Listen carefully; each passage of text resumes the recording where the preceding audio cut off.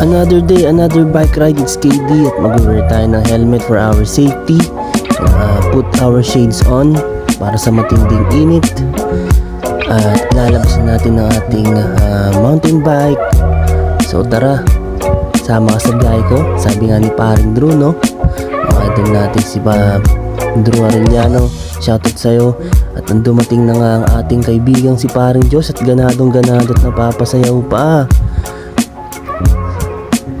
Nandiyan na nga kami agad sa first highest elevated area.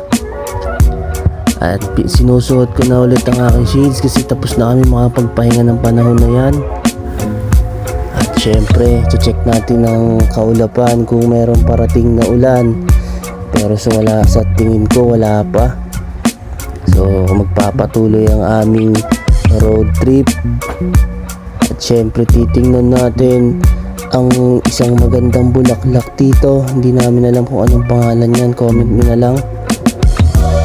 At tumatayo nga tayo sa bike para magpahinga ng legs at ng mga tuhod natin dahil tayo napagod sa unang bundok.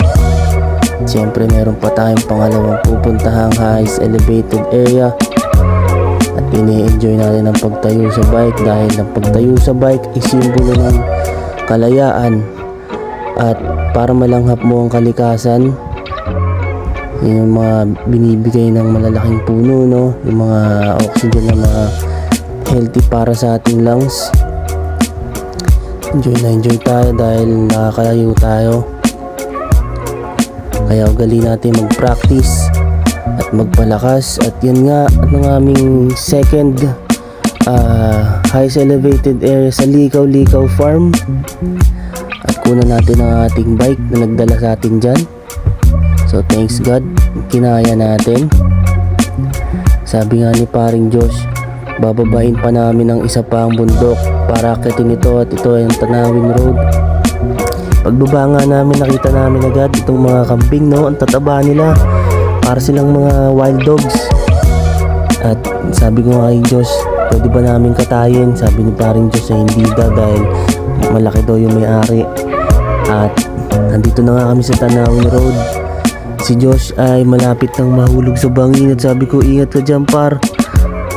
At ayan na nga par, malapit na nga siya doon sa Gedli. Buti na lang nakaligtas dahil veterano yan. At dyan na nga nagtatapos ang aming bike ride.